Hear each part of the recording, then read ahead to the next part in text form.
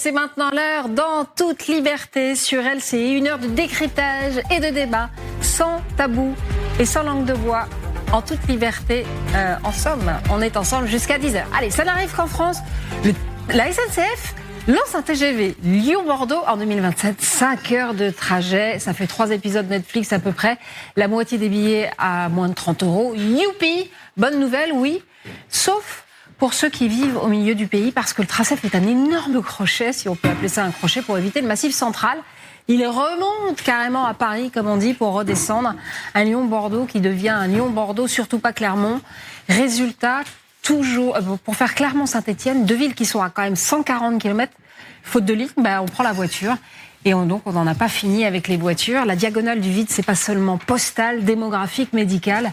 Elle est aussi ferroviaire. Des collectifs réclament simplement des intercités pour irriguer ces villes, ces départements entiers laissés de côté. Clermont, Aurillac, Brioude, Vichy, la Lozère, le Cantal, l'Ardèche, vous l'avez entendu dans la matinale de Jean-Baptiste. L'ancienne transversale qui traversait a été abandonnée. La SNCF vise 200 millions de voyageurs. On comprend la logique économique, évidemment. Optimisation des flux entre les grandes métropoles. Mais où est la volonté politique de désenclaver le centre de la France ? On promet l'égalité territoriale et puis on trace des lignes qui disent strictement l'inverse. Ça n'arrive qu'en France.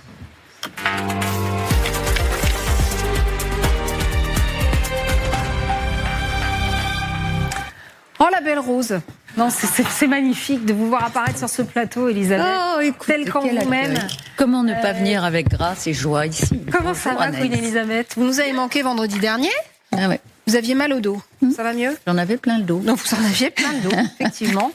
À côté de vous, on essaye un peu de rouge sur le rose. C'est pas mal, j'aime bien. Ça, hein. C'est très Saint-Laurent, ça. Ouais, exactement. Référence. Christophe Barbier, vous êtes Christophe Barbier, et puis Guillaume Audat, vous êtes grand reporter, chroniqueur international pour LCI. On parlait d'une rupture de territoire, là, sur ce programme de la SNCF. Et en fait, il y en a une autre rupture de territoire majeure. Le Massif central n'a plus de train, mais il y a certains quartiers qui n'ont plus d'État. On dirait que la République a pris l'habitude de disparaître là où c'est compliqué. Par exemple, il y a Orange qui vire au rouge. Le géant de la téléphonie française a annoncé la fermeture temporaire de sa boutique à Marseille, située dans le quartier Saint-Mauron. Oui, pourquoi ? Parce qu'il y a des affrontements en bande rivale sur fond de narcotrafic. C'est absolument dingue. Voyez ce sujet de Suzy Muselet. Le personnel d'Orange terrorisé d'après les syndicats après une montée des tensions dans le quartier. Depuis 3 jours, nous assistons à des incidents d'une extrême gravité. Le premier jour, le rassemblement de bandes. Le deuxième jour, des affrontements. Le troisième jour, c'est-à-dire hier, des coups de feu. Le site marseillais du groupe de télécom se situe dans le quartier sensible de Saint-Mauron, marqué par l'insécurité et le narcotrafic. En fait, il dénonce une montée des tensions liées à des affrontements ces derniers jours entre 2 bandes rivales, expliquent-ils, qui se battent pour le contrôle de points de deal dans le secteur. La préfète des Bouches-du-Rhône reconnaît que le quartier est compliqué, mais réfute l'hypothèse de bandes rivales. Ce n'est absolument pas ça. On me dit qu'il y a des coups de feu qui ont été tirés, mais en même temps, on n'a rien trouvé.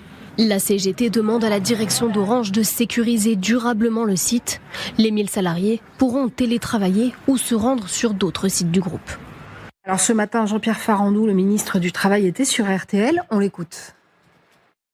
Orange prend les décisions utiles à protéger ses salariés et je pense que c'est la bonne décision. Je m'occupe aussi de la prévention des risques professionnels, donc je pense qu'Orange prend les bonnes décisions. Et deuxièmement, on voit bien que je ferai lien avec l'actualité, il faut donner à ce pays des moyens supplémentaires pour lutter contre le narcotrafic. C'est dans le projet budget. Donc il faut voter ce budget et dans ce budget, il y a des moyens supplémentaires. L'intention du gouvernement, c'est de se battre, on l'a dit, on veut mettre la lutte contre le narcotrafic au même niveau que la lutte contre le terrorisme. Vous savez que le terrorisme, ça a été déclenché en 2015, après les attentats que l'on connaît, avec un certain succès, on arrive à déjouer pas mal d'attentats.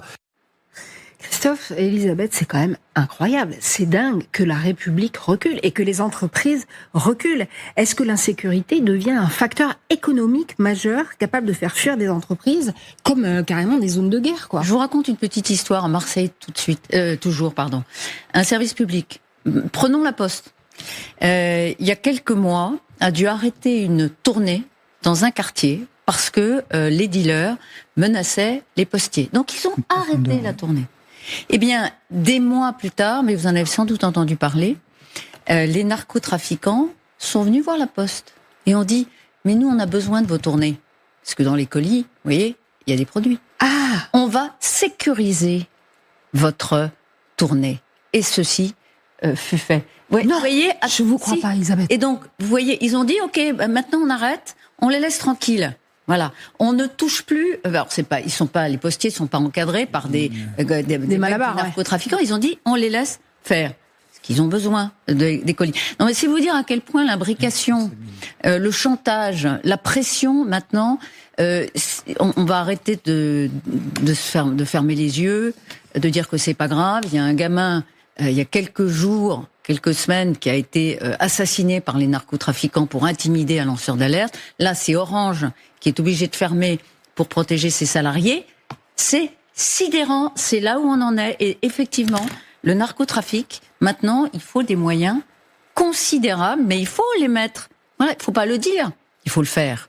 Vous savez, le spécialiste de la mafia en Sicile, qui est lui-même protégé, comment s'appelle-t-il, Roberto Saviano. Il a dit, la France a 40 années de retard sur... Non, mais ça fait longtemps qu'ils y sont en Italie avec les opérations. Oui, sur l'Italie, oui, mais par rapport aux Pays-Bas, par rapport à la Belgique, qui affrontent eux aussi les mêmes difficultés, on n'est pas en retard. Oh, on est à la bourre, Elisabeth. C'est un sujet qu'on n'a pas voulu regarder dans les yeux. Les autres non plus, à part l'Italie, mais l'Italie, évidemment, elle était aux premières loges. Oui, c'est sûr. Au nord de Paris, vous le savez, ça aussi, la crainte, il y a BNP Paribas qui a quitté la zone qui s'appelle Rosa Parks à Aubervilliers Premium. La BOC invoque une nouvelle stratégie immobilière, mais ne nie pas les problèmes d'insécurité dans le quartier. C'est vraiment un mauvais signal, sachant que le taux de vacances des bureaux en Seine-Saint-Denis atteint pratiquement les 30%. C'est incroyable, ces territoires perdus de la République. Je me souviens que Georges Bensoussan, Christophe, avait écrit son livre il y a une vingtaine d'années. Il a été traité d'impossible facho, de type imbuvable, infréquentable. Il avait raison. Il avait raison sur le diagnostic, mais on s'est trompé d'expression, puisqu'à l'époque, on a commencé à parler de zones de non-droit. C'est pas des zones de non-droit, c'est des zones de droit alternatif. C'est-à-dire qu'une autre loi est mise en pratique, est mise en vigueur sur un territoire. Et c'est la loi des narcotrafiquants, c'est la loi des gangs. On peut être protégé si on est gentil, on peut être protégé si on paye, on peut être protégé si on assiste et si on participe au trafic. On rentre dans un nouveau système où il y a des financements, des chefs, une autorité, une justice clandestine, et c'est ça contre quoi il faut lutter. Alors oui, il faut mettre les moyens, mais où les mettre ? Parce qu'en les mettant sur le quartier, on va éteindre un incendie qui va se rallumer ici. Il faut évidemment viser beaucoup plus haut dans le processus. C'est-à-dire là où la drogue est produite avant qu'elle arrive chez nous, et surtout à l'endroit où est stocké l'argent.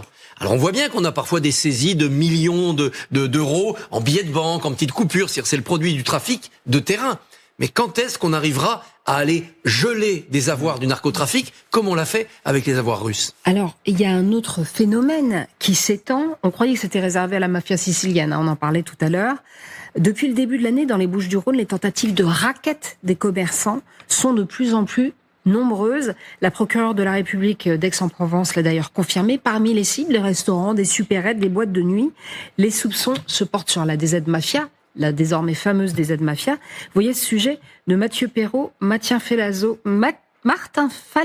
dis donc j'ai du mal avec les prénoms, et Marwan Git. Regardez. C'est un décompte qui fait froid dans le dos. Premier impact, deuxième, troisième, quatrième, cinquième. Sur la baie vitrée de cette pizzeria de Salon-de-Provence, les traces de la dernière fusillade en date. Le frère de cette gérante et un employé étaient présents le soir des tirs. Ils sont toujours sous le choc.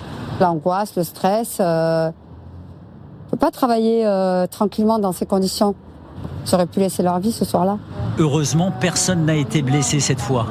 Le but était surtout d'intimider les propriétaires, après leur refus de payer 20 000 euros, 2 jours plus tôt, à des jeunes qui se revendiquaient de la DZ Mafia. Ils se sont arrêtés un soir, un vendredi soir, en donnant le téléphone à mon frère et lui dire tiens, ça veut te parler. Et ces deux-là, ils se sont dit oui, si on fait passer par la DZ, on veut 20 000 euros.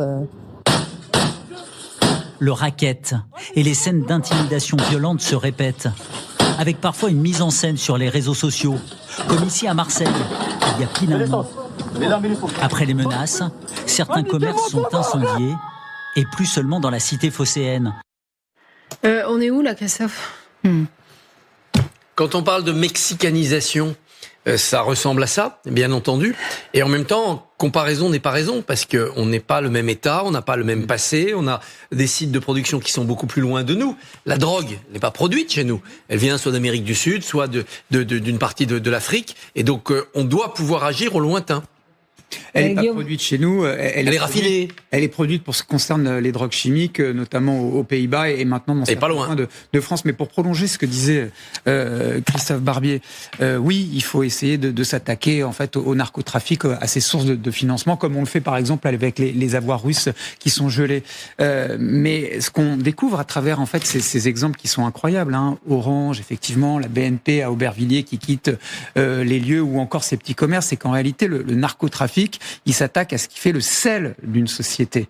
Le narcotrafic, c'est la déstructuration d'un tissu économique, c'est la déstructuration d'un tissu sociétal. C'est ça qu'il faut avoir en tête. Et la lutte contre le narcotrafic, c'est pas uniquement l'affaire des policiers ou alors l'affaire des pouvoirs publics, c'est aussi l'affaire des consommateurs. Je disais un éditorial de Fogg, Franz-Olivier Gisbert, ce jeudi dans Le Point, qui dit « Il est temps de responsabiliser les consommateurs qui sont au cœur du réacteur ». Si on veut lutter à un moment donné contre ce narcotrafic, il faut simplement commencer par arrêter d'acheter de la cocaïne, arrêter d'acheter en fait du shit, parce qu'en fait, c'est pas seulement des morts au coin de la rue, en réalité, des affaires dramatiques dont on parle tous les jours. Maintenant, ce sont des gens qui partent, qui quittent ces quartiers, qui sont en déshérence absolue, des petits commerces, on l'a vu à l'instant, qui sont obligés de fermer, de grandes entreprises qui disent non, nous c'est fini, nos employés, on peut pas les sécuriser de cette manière-là, on n'est pas en Colombie, on n'est pas je ne sais où en Amérique latine, on est en France, on doit pouvoir continuer à travailler.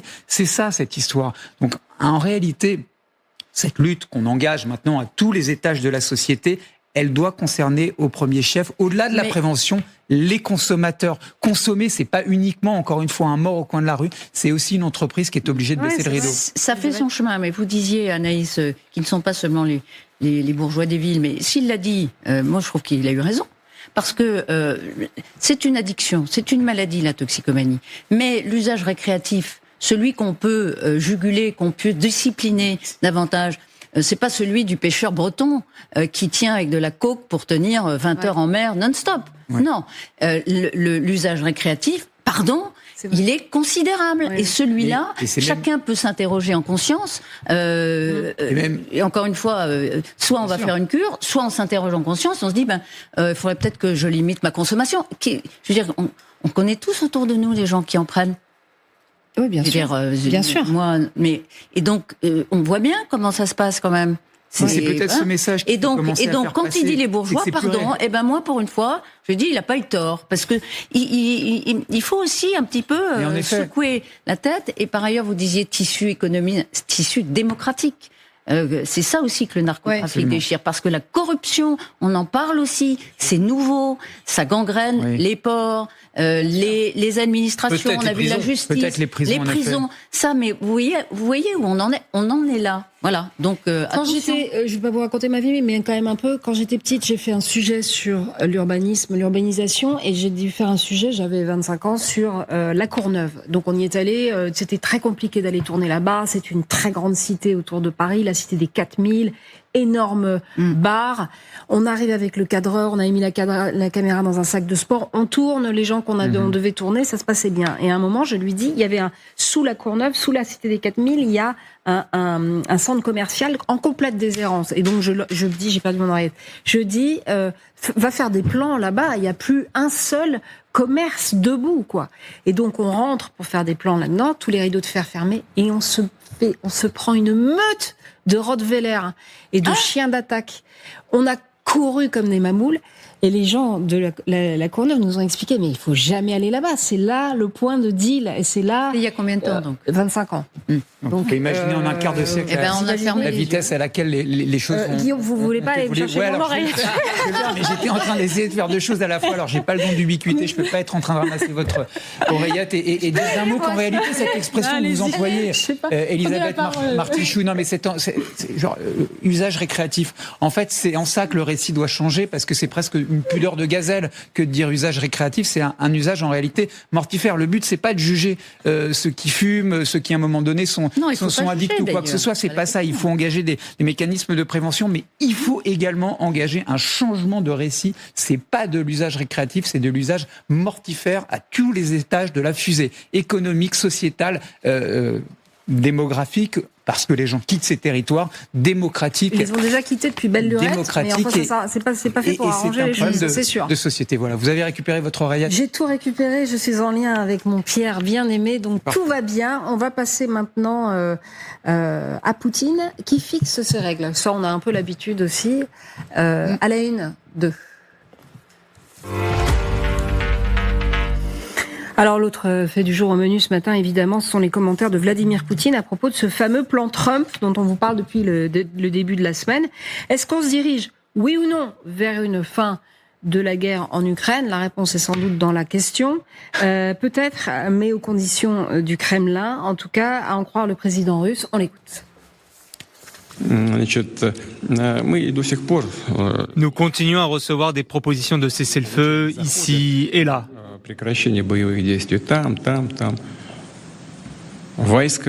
Si les troupes ukrainiennes quittent les territoires occupés, nous cesserons les hostilités. Si elles ne partent pas, nous les chasserons par la force militaire. C'est tout. Et alors lui, il appelle ça les territoires occupés, les territoires qu'il vient lui-même d'occuper. Il est inflexible, Guillaume Vladimir Poutine, et c'est lui à nouveau qui fixe les règles. Voilà. Et je dis à nouveau, il les a jamais vraiment plus fixés. Oui, mais il y a quand même de légers allers-retours. Mais en tout cas, pour une raison à minima très simple, et il l'a dit dans ce discours qu'il a donné au Kyrgyzstan où il est en déplacement, le président russe, c'est qu'il refuse, ne serait-ce que de considérer le moindre document qui serait signé par qui? Par Volodymyr Zelensky, dont il considère qu'il est illégitime. Pourquoi? Parce que l'élection présidentielle qui aurait dû avoir lieu en 2024, elle n'a pas eu lieu. À cause de la guerre, on peut comprendre que voter dans des territoires qui sont occupés par la Russie, c'est quand même un peu difficile pour les Ukrainiens qui y demeurent encore, parce qu'il y en a quelques-uns. Et précisément, ces territoires, Vladimir Poutine, il aimerait bien pouvoir les récupérer par la force, mais son armée n'y parvient pas. Et donc, étape numéro 2, il voudrait que la diplomatie de Trump les lui offre sur un plateau ces territoires. Et bien ça tombe bien puisque Steve Witkoff, l'émissaire de Monsieur Trump, dont on sait à quel point il est proche des orientations du Kremlin, il est attendu la semaine prochaine à Moscou. Maigre concession tout de même de Vladimir Poutine. Il accepte d'écrire, si on le lui demande, que son pays n'envahira pas l'Europe. On l'écoute.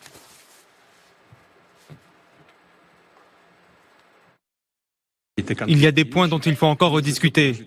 Tout doit être formulé en langage diplomatique.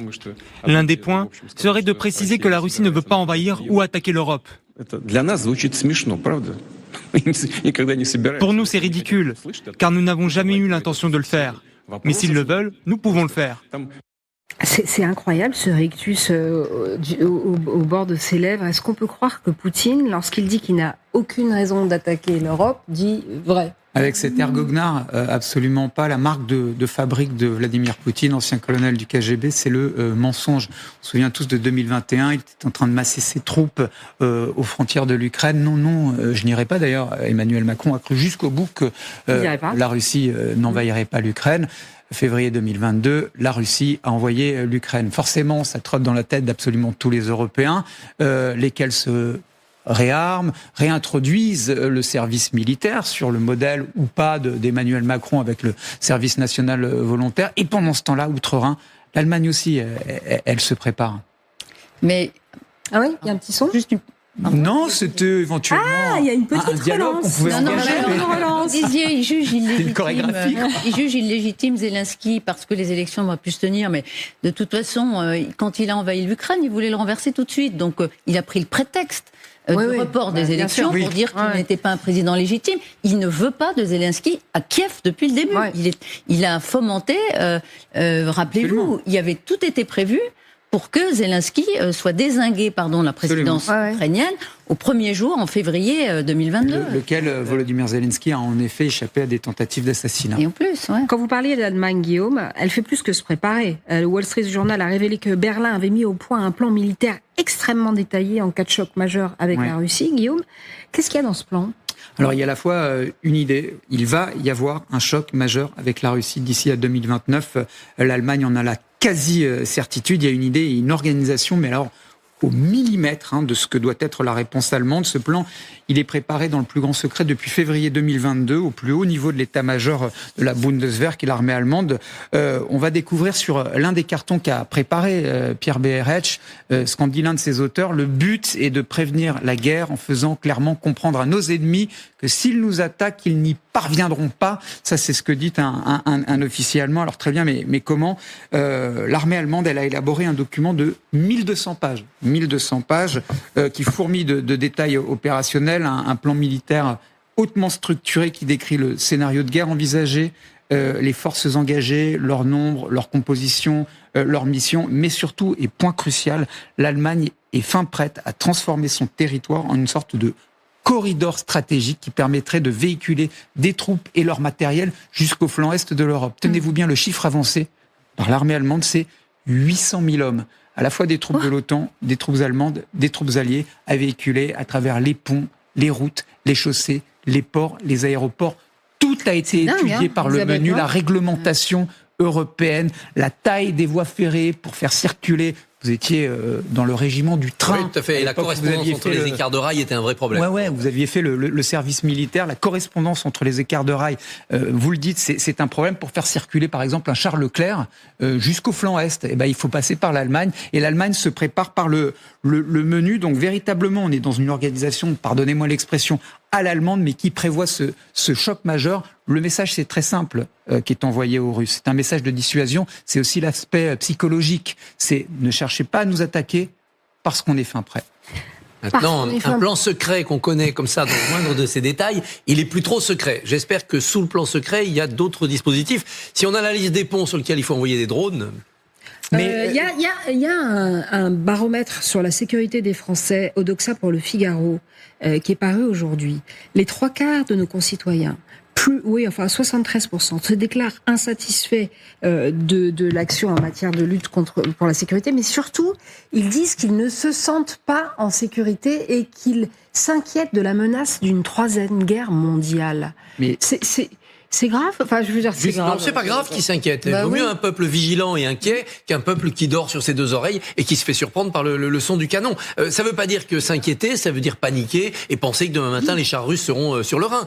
Mais l'inquiétude, c'est le début du sursaut et de la réorganisation. Après, on sait qu'il y aura des sacrifices économiques énormes à faire pour rendre tout cela opérationnel. Juste d'un mot, le sondage. 70% des Français s'inquiètent de la menace d'une troisième guerre mondiale. Très honnêtement, j'ai lu en fait ce très long article fouillé du Wall Street Journal sur la base de ce plan de 1200 pages élaboré par l'armée allemande. C'est une répétition grandeur nature de ce que pourrait être une troisième guerre mondiale. 800 000 hommes, je ne sais pas si vous imaginez ce que ça représente. Quasiment 1 million d'hommes à véhiculer sur le front Est, le flanc Est, c'est imaginer un choc majeur avec la Russie.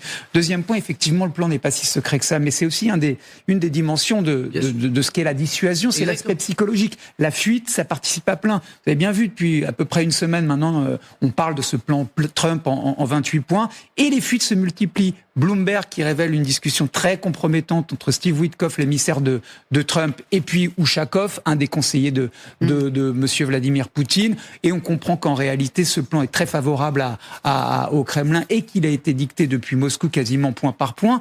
Maintenant, on a la révélation, en effet, de ce plan en 1200 pages extrêmement détaillé. Tout ça correspond également à un élément qui est très important, qui est celui de la dissuasion, l'aspect psychologique, les fuites. Nous, en fait, on parle aux dirigeants russes. Les Russes, eux, parlent à l'opinion publique parce qu'ils savent que c'est ça qui peut être déstabilisateur. 71%, pardon, c'est une bonne nouvelle. Ce qui serait très inquiétant, c'est qu'il y a une majorité de Français qui disent non, on ne ressent pas la menace. On ressent la menace, donc vigilance, lucidité par rapport à ce qui n'existait pas, une forme d'insouciance. On l'a beaucoup dit avant l'invasion de l'Ukraine par la Russie. Donc c'est plutôt une bonne nouvelle. 800 000 hommes, c'est vrai que j'ai réagi tout à l'heure. Considérable, ça nous rappelle que la surprise aussi de cette guerre, c'est qu'on pensait que la technologie supplanterait toute autre arme, entre guillemets. En réalité, on voit bien, la guerre, elle est comme en 14-18, elle est comme en 39-44. C'est une guerre massive d'hommes. Oui, il y aura des drones, mais ce sera la même chose. Il y aura des drones, mais ce ne sera pas en dehors de la manifestation terrestre de notre puissance, si on peut. Christophe, est-ce que on entend souvent que ça rappelle cette période qu'on est en train de vivre, d'agitation, de frénésie, d'inquiétude, ça rappelle un peu les années 30. Est-ce que vous trouvez que c'est une image qui est pertinente? C'est une image qui est incomplète et faussée. D'abord parce que dans les années 30, il y avait de puissantes idéologies qui encorsetaient tout cela et qui entraînaient les foules dans l'ivresse idéologique. Le nazisme, le fascisme d'un côté, et puis le communisme de l'autre. On n'a pas ça ici.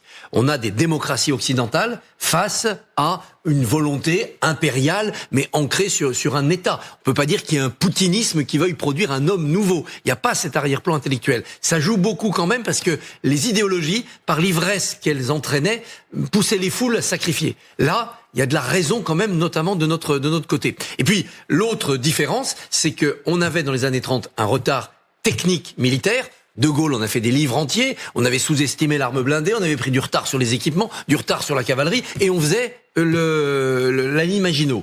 Là, le retard technologique, il n'est pas du côté des Occidentaux. On a un retard budgétaire, on a voulu toucher les dividendes de la paix trop longtemps. D'après les généraux qu'on entend ça et là sur les plateaux, on tient 3 jours. Hein. Enfin, on tient mais pas pour un problème de quantité de matériel, pas pour un problème d'infériorité. On peut pas dire que nos avions sont nuls par rapport aux avions russes. Non. On peut pas dire que nos blindés sont inexistants par rapport aux blindés russes. Ce qu'ils ont plus que nous, c'est la chair à canon. Et nous ne tomberons pas dans le piège des soldats sacrifiés, envoyés au front sans le prix de la vie humaine. Et ça, c'est sans doute une infériorité technique, parce qu'évidemment, ne pas sacrifier des centaines de milliers d'hommes, ça vous affaiblit sur le champ de bataille. C'est une énorme supériorité en termes de valeurs. Et dans toutes ces guerres, quand même, au bout du compte, les valeurs l'emportent. Du moins, je l'espère. Et en même temps, j'y reviens, on fait passer quand même un certain nombre de messages aux dirigeants russes et à Vladimir Poutine en particulier, lorsque Emmanuel Macron annonce hier le rétablissement d'un service national volontaire. Alors certes, on va monter en régime parce qu'il faut des hommes pour encadrer tous ces jeunes, donc 3 000 au début et puis un peu plus 10 000 un peu après, etc. C'est quand même un message. Ce que Vladimir Poutine comprend, c'est attention, les Français aussi commencent à se régénérer, ils commencent à reformer leur jeunesse, prête à aller combattre demain ou après-demain. C'est aussi la preuve que les propos du général Mandon, qui à mon avis ont été mal interprétés, produisent aussi l'électrochoc nécessaire. Ce sondage le démontre. Et ensuite, je voudrais revenir sur ce point-là. Encore une fois, Vladimir Poutine, il s'adresse à qui? Aux opinions publiques. Pourquoi? Parce qu'on est des démocraties, qu'enfin, à un moment donné, les gens vont voter. Je regarde ce qui se passe au Parlement européen en ce moment. La session plénière, elle s'est terminée hier. Il y a une présidente qui s'appelle Roberta Metsola, qui est une Maltaise, qui est à la tête donc du Parlement européen et qui est issue du PPE, qui est la droite populaire pro-européenne. Elle vise un 3e mandat en juillet 2024. Qui lui offre un marché explosif en 2026, pardonnez-moi. Qui lui offre un marché explosif? Les Patriotes, c'est-à-dire la réunion des partis d'extrême droite européens, dont Jordan Bardella est le président, fondé par Orban. 85 de leurs voix en échange d'un 3e mandat.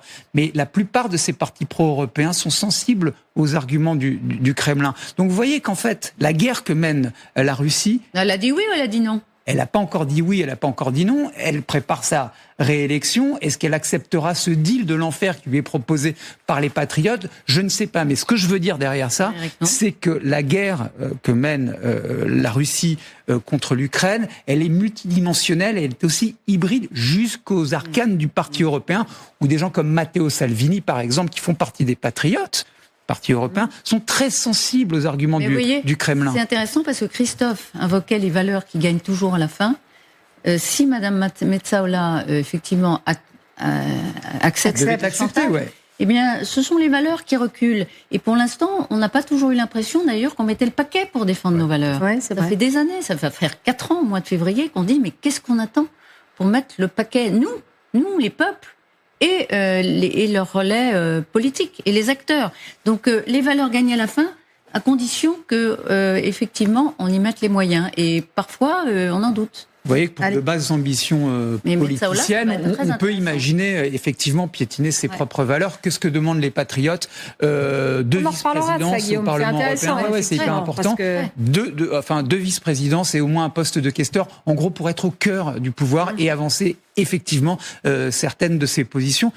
Je le rappelle, certains des partis des patriotes sont très sensibles aux arguments avancés par le Kremlin. Comme le Rassemblement national a des plus en délicatesse, Jordan Bardella. Même s'ils ont refusé de voter des aides. Mais Salvini, ça fait pas de doute. Orban, ça fait pas de doute. Fico, ça fait pas de doute. Donc il y a aussi ce corpus idéologique, encore une fois, très sensible aux arguments de Moscou. Allez, on fait une petite pause et on revient sur le plancher de nos vaches avec un chef qui a une proposition pour aider la restauration française qui se porte pas super bien. On en parle dans un instant sur LCI. On est ravis d'accueillir sur le plateau Dans toute liberté avec Queen Elisabeth Martichoux, avec Christophe Barbier et avec Guillaume Audat. Thierry Marx, le grand chef multi-étoilé. Rien. Plus d'étoiles, bah si, quand même. Chef, vous remettez les pieds dans le plat. Si on veut sommer la gastronomie française, dites-vous, il faut récompenser le vrai fait maison.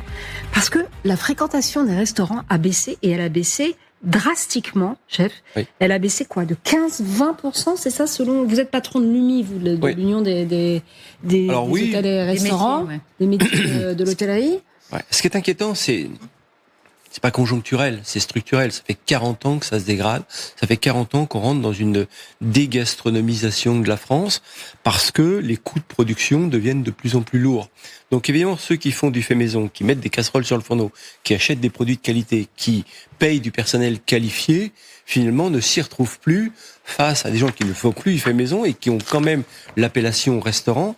Et c'est ça aujourd'hui qui déséquilibre le marché. Alors là où c'est inquiétant, c'est que c'est un modèle français qui est en train de disparaître. Ouais. Donc c'est un patrimoine qui est en train de disparaître, un patrimoine du vivant. Donc il faut s'interroger là-dessus. Quelle gastronomie nous allons vouloir ? Quelle façon d'attirer des tourismes dans notre pays si on n'a que le littoral à montrer et que le relief à montrer ? Je vais vous dire un truc. Quand vous êtes dans le centre de la France, qui est pour moi le plus grand pays de gastronomie, pas forcément dans le centre d'ailleurs, entre Bordeaux et Marseille, disons cette ligne-là. Non, c'est pas le centre. On peut aller jusqu'à l'Alsace. C'est un voyage que j'ai fait, on a fait un road trip. On peut aller jusqu'à l'Alsace.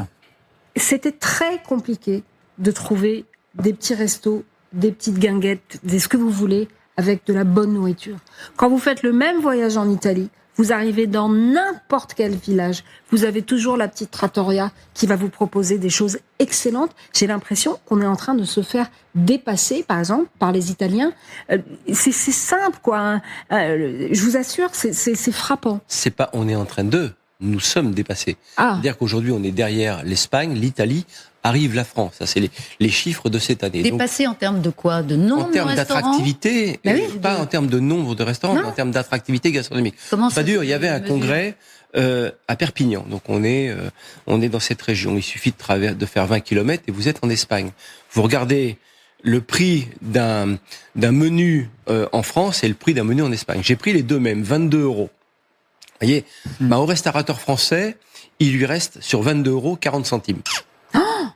Coût des charges. Ouais. Pas n'importe quel restaurateur. Non mais un restaurateur qui fait tout, comme vous le disiez. Je vous parle du fait maison. Du fait maison avec j'achète des produits de qualité, je les mets sur le fourneau, je paye des gens avec des diplômes et une qualification, ce qui me coûte plus cher que d'ouvrir simplement des sachets et de mettre ça dans une assiette. Mais si vous prenez mon confrère espagnol, lui, il a à peine 20% de charge. Il y a un problème, c'est-à-dire qu'aujourd'hui, celui qui est un artisan, qui fait du fait maison, il ne s'en sort pas. Et quand je vous dis que sur 22 €, il lui reste 40 centimes, la moindre zone de turbulence économique, il est mort. Un petit indice, en 2023, explosion du coût de l'énergie. Dans les 6 mois, on ferme 8000 entreprises. C'est dingue. Donc, c'est la réalité. Donc, à un moment donné... On ouvre aussi, ou c'est le solde net ? C'est ça de net. Donc ça veut dire que si vous ne protégez pas cette filière de l'artisanat, de l'artisan restaurateur, bien ça disparaîtra au profit d'une industrialisation de notre métier. C'est ce que je veux dire. Mais elle a déjà lieu. Parce que quand je vous décris ça, bon, sur ma ligne Bordeaux-Marseille, mais c'est pareil dans le centre de la France où je vais aussi régulièrement. C'est-à-dire quand vous arrivez, vous avez des burgers, on vous propose ce genre de plat-là, etc. Alors qu'en Italie, quand vous arrivez, vous avez la pasta, vous avez des plats locaux et vous avez des plats faits maison. Enfin, ça se voit, ça se sent, ça se goûte. Il n'y a pas à tortiller, quoi. Mais je comprends ça. Et il est vrai que celui qui fait du fait maison aujourd'hui n'est pas protégé. N'est pas du tout protégé économiquement. Oui, mais est-ce qu'il ne faut pas plutôt sanctionner ceux qui font pas du tout maison parce que la grande oui, on aurait pu faire ça aussi avec les agriculteurs, on leur dire on va faire du non label ou du poulet label. Non, moi j'ai choisi de tirer vers le haut, d'amener les gens vers la qualité. Donc je crois que plutôt que de montrer du doigt, on doit aider ceux qui font bien. Et si on ne le fait pas, ça disparaîtra. Alors vous proposez, chef, de baisser la TVA pour ceux qui prouvent qu'ils cuisinent réellement bien avec des produits frais. C'est une transparence totale, une façon de défendre un métier, mais aussi une identité. C'est incroyable qu'on se fasse... défendre une identité, une culture. Et je ne parle pas tout de suite de baisser la TVA. Ce que j'évoque, c'est de dire, faisons une loi cadre sur le fait maison, avec un véritable label contrôlé par la DGCCRF, en s'appuyant sur le décret de 2014 qui existe déjà. Il suffit de l'améliorer un peu. On fait une loi cadre qui, sur chaque restaurant, mais pas que sur chaque restaurant, sur chaque boulangerie qui fait du fait maison, sur chaque charcuterie qui fait du fait maison, de les protéger. D'abord, pourquoi ça coûte un petit peu plus cher ? Parce que la filière, on suit la filière agricole française et ça protégera. Ensuite, on passera à cette situation de la TVA. C'est pas de montrer du doigt ceux qui font du fast-food, qui aujourd'hui, c'est 60 000 établissements en France. Non, dire ceux qui font du fait maison, qui protègent un artisanat, doivent être protégés au niveau de sa TVA. Vous savez, Thierry Marx, que ça n'interviendra pas avant 2027. On est paralysé dans une discussion budgétaire dont on voit pas la fin et dont il faut avoir les lumières de Christophe Barbier et Elisabeth Martichoux pour en comprendre les tenants, les aboutissants. Moi, à titre personnel, je suis perdu, je suis aveuglé.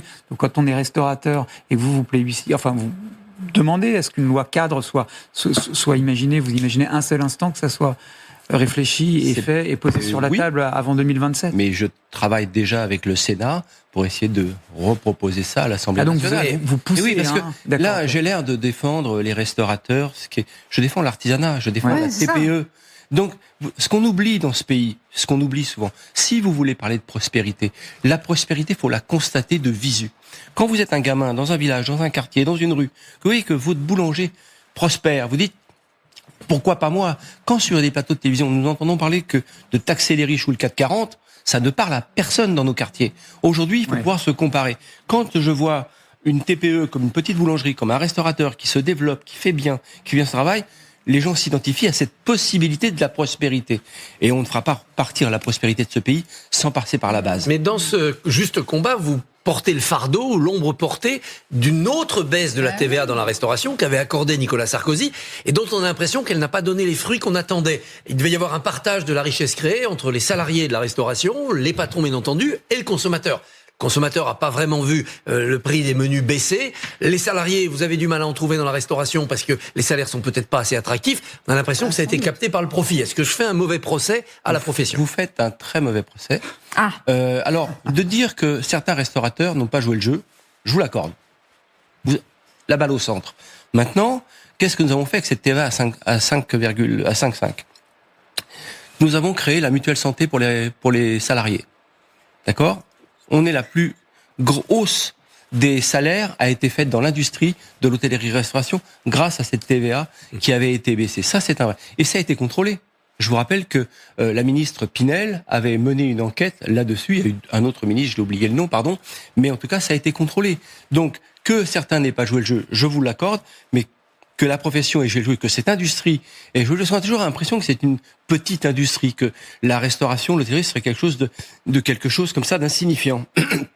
Un petit rappel, c'est 18 000 hôtels, 175 000 restaurants, 1 200 000 salariés. C'est pas simplement une virgule dans Les Misérables. Donc on peut s'accorder que cette industrie se modernise, se cadre un petit peu et effectivement de faire monter les salaires. Après, je rappelle une chose, le salaire minimum dans cette industrie est le plus haut. Alors maintenant que ce soit suffisant, non. Le problème aujourd'hui avec nos salariés, c'est le salaire net et le salaire brut. C'est-à-dire que quand vous donnez un salaire à quelqu'un, 2000 € brut pour quelqu'un qui sort de l'école, il se dit, moi, avec 1400, je ne vis pas. Oui. C'est une réalité. Ce qu'on voit arriver maintenant, c'est l'ubérisation du travail. Quid du modèle social français? C'est-à-dire qu'aujourd'hui, c'est interdit dans notre profession, mais on laisse se créer des plateformes sur l'ubérisation du travail. Quid du modèle social? Donc, c'est tous ces enjeux-là qui se télescopent aujourd'hui dans nos métiers, et il faut que l'État et que les professionnels régularisent tout ça. Si je vous dis, Thierry Marx, le canard à la rouennaise, le rôti de sanglier en velours, mais non, en velours, le lapin à la cabriole, vous savez ce que c'est? Oui, c'est le grand restaurant. Ah ouais, 1966, Louis de Funès. Et on n'a pas les droits, mais qu'est-ce qu'on a aimé ce film? La perruque Exactement. Et le soufflet aux pommes de terre. Exactement. Pourquoi je vous parle de ça? Parce que c'est la une de votre magazine. Le bonheur est dans l'assiette, nous dites-vous. Oui, les racines de l'estomac naissent, les racines de l'esprit naissent dans l'estomac. C'est le magazine Bon qu'on lance avec Romain Jubert et Louise Petit-Renaud, que j'aime beaucoup, qui amène une. Et la fille? Ouais. Oui. J'ai bien connu le papa qui était un ami cher, et je suis très content de retrouver Louise parce que voilà une jeunesse qui a un regard sur la cuisine française, sur les terroirs français, et qui est pas simplement dans la bienveillance, elle est aussi dans l'idée de réformer, de rester dans ce plaisir bien-être santé. Et d'ailleurs, vous parlez des jeunes, le nombre de restaurants, alors, en particulier dans les villes, mais pas seulement. Moi, je suis de la Creuse. Dans le village creusois, il y a un jeune qui vient d'ouvrir un restaurant. La jeunesse qui s'intéresse à la restauration, c'est nouveau. Cette nouvelle génération qui vraiment, des cadres qui quittent leur profession pour être... Bref. Votre croisade pour qu'on garde la gastronomie française, évidemment qu'on ne peut que la partager. Moi, j'ai un truc qui me choque profondément, par ailleurs, parce que les baisses de charges, je ne sais pas si vous les obtiendrez tout de suite. Non. La situation, vu l'état général, il faudra effectivement attendre un peu, je pense. Mais quand on va dans des bistrots, à Paris ou ailleurs, qui sont mauvais, qui font le plein, parce qu'ils sont bien situés. Je veux dire, il y a un manque d'exigence aussi de la clientèle. Alors, les touristes se font avoir et les Français ne sont pas suffisamment exigeants. Il faudrait quand même aussi, on parlait tout à l'heure du fait que les consommateurs de drogue devraient se mobiliser. Oui. Les consommateurs de restauration française devraient aussi se mobiliser pour défendre eux-mêmes la qualité. Parce que c'est invraisemblable. Ou faire des choix. C'est scandaleux qu'il y ait des bistrots qui offrent parfois une bouffe, dégueulasse pour des prix élevés et qui quand même font le plein parce que ils s'en foutent complètement. Et moi je trouve ça, mais c'est pour ça que je disais il faudrait quand même un peu aussi sanctionner ceux qui font de la mauvaise bouffe, parce évidemment qu'ils pénalisent tous les artisans qui se crèvent. Merci. Vous êtes en train d'ajouter à mon propos l'idée de ce label fait maison contrôlé par la DGCCRF. Ça me paraît important. Et puis, ce qui est important, et là on va parler aussi des jeunes, c'est de protéger les diplômes. Là, je suis allé inaugurer une école à Ajaccio, merveilleuse école. Qu'est-ce que je promets à ces jeunes gens? Qu'ils vont aller ouvrir des sachets et des boîtes? Non, il faut protéger cette profession. Après, là où je vous rejoins aussi, c'est les jeunes. Aujourd'hui, quand vous regardez, je suis pas fan, mais je regarde Instagram. Ou TikTok pas, mais en tout cas Instagram. Je vois des gamins qui ont entre 15 et 18 ans, qui s'intéressent au concours du pâté en croûte, qui s'intéressent à l'œuf mayonnaise, qui s'intéressent au concours de l'œuf en meurette. Je dis, mais bravo! Pourquoi ces jeunes nous disent, je leur dis, mais qu'est-ce qui vous manque? Des repères. C'est-à-dire qu'on a envie, oui, on a digitalisé nos vies, on est né avec ça, mais on a envie de retrouver du vrai. Et le vrai, il est dans la cuisine. C'est pour ça que dans le magazine Bon, on dit les racines de l'esprit naissent dans l'estomac. Mais au-delà du fait que dans 12 ou 15 mois, je ne serai plus président du syndicat, je continuerai à mener ce combat par d'autres moyens sur la protection de l'artisanat, parce que n'oublions pas, et vous devez le dire sur ces plateaux de télévision, que l'artisanat, c'est le socle de prospérité. La TPE et la PME, c'est les socles de prospérité en région. Merci. Est-ce que vous allez rester avec nous pour la fin de l'émission? On a plein de sujets et ça nous intéresse beaucoup d'avoir votre avis. Mais vous m'avez invité, vous pouvez pousser ça. Allez, vous partez pas. Vous restez avec votre verdure, Alex. C'est l'heure du carton rouge.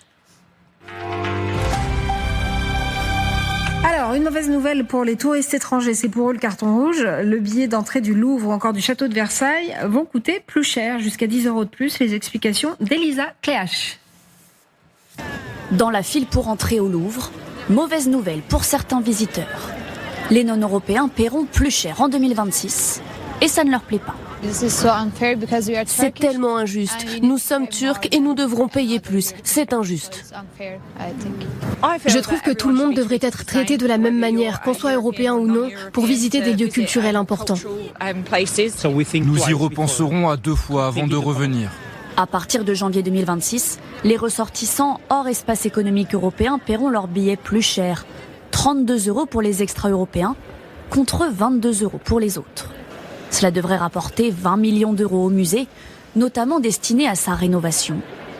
Une charge qui ne devrait pas revenir aux touristes, selon les syndicats. On fait payer en quelque sorte les turpitudes de l'établissement qui, au fil du temps, se sont accumulées, à la fois en matière de vétusté, mais à la fois en matière de sûreté. On l'a fait payer aux non-ressortissants de l'espace économique européen. C'est une différence insupportable qui a, à notre sens, établi une discrimination.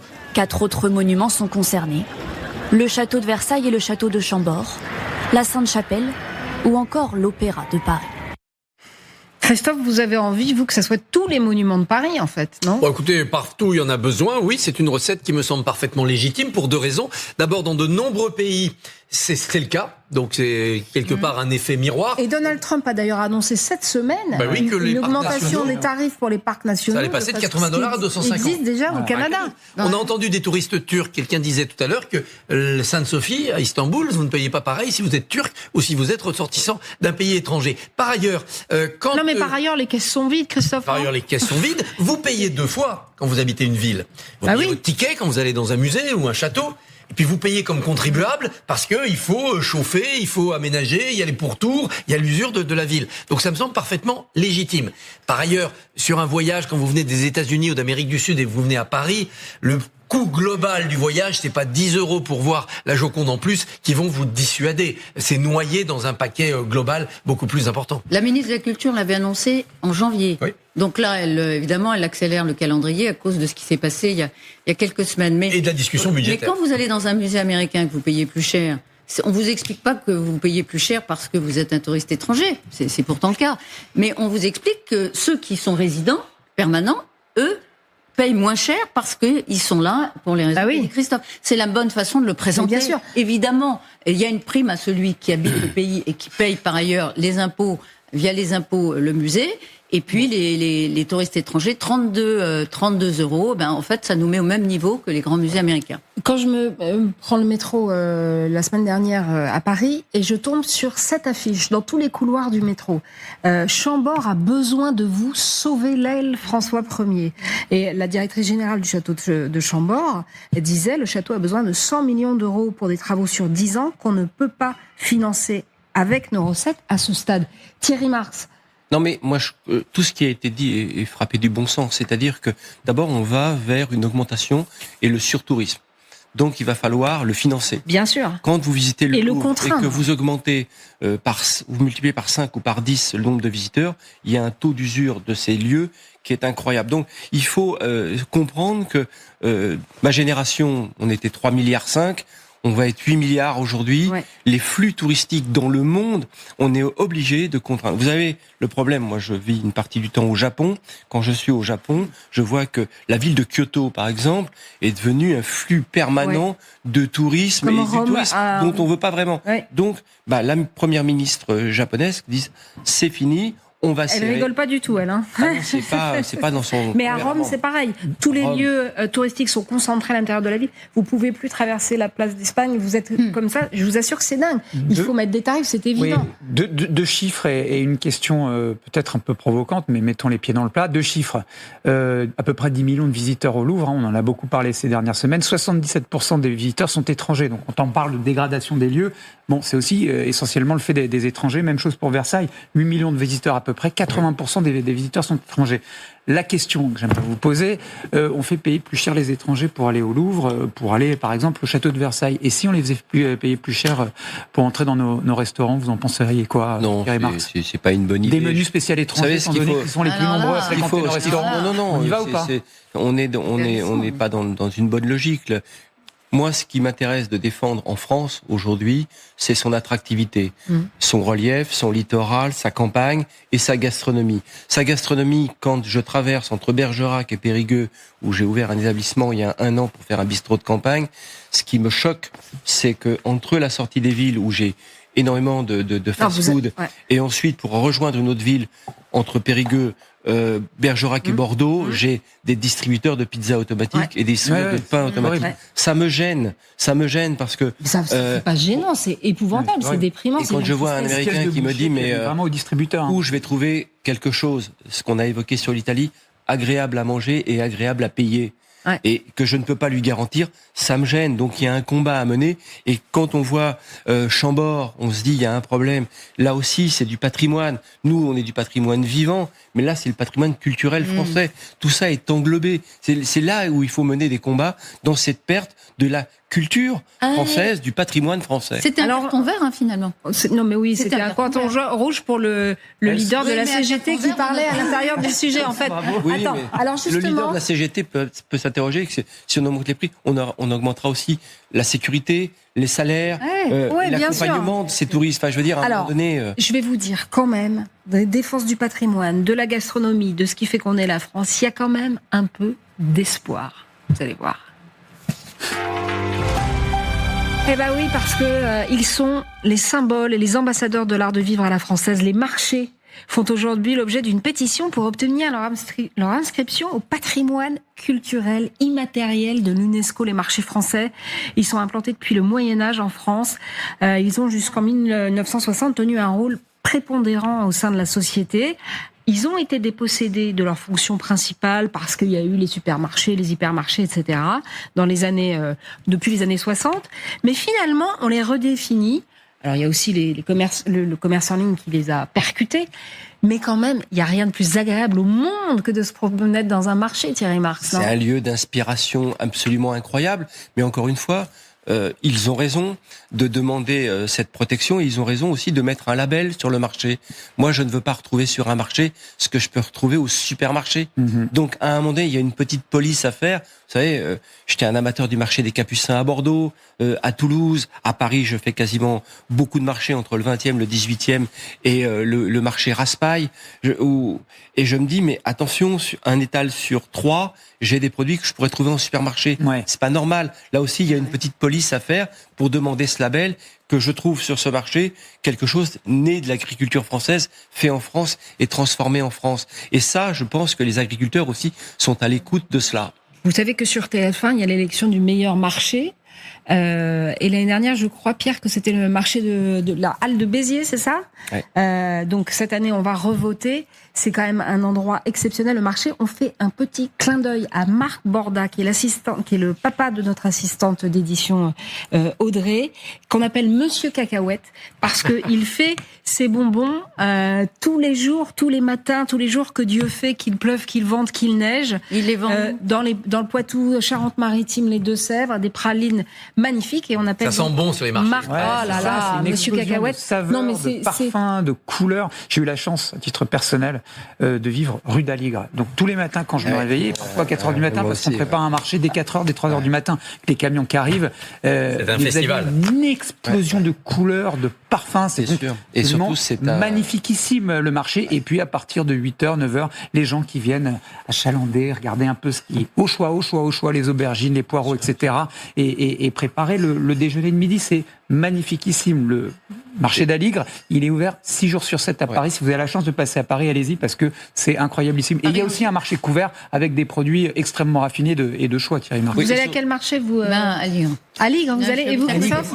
J'habite à côté. Je fais assez peu mes courses au marché, mais quand il y en a un, je passe toujours dedans. C'est une fête pour les yeux et l'odorat, les marchés. On n'a pas besoin d'acheter, c'est un plaisir. Et le lien social que ça représente, c'est incroyable, un marché. Parce que c'est vraiment culturel. Et on devrait, chez les petits, faire faire des visites de marché parce que c'est un programme pédagogique, un marché à lui tout seul. Puis c'est du boulot, quoi. Ce sont des gens qui bossent. Allez, les marchés, c'est bon, aussi bon que votre nouveau magazine, Thierry Marx. Voilà, parce que le bonheur est dans l'assiette. Oui, et les racines de l'esprit naissent dans l'estomac. C'est une belle formule. C'est vrai scientifiquement. On se retrouve lundi à 9h pour En toute liberté. Vous passez un très bon week-end sur LCI.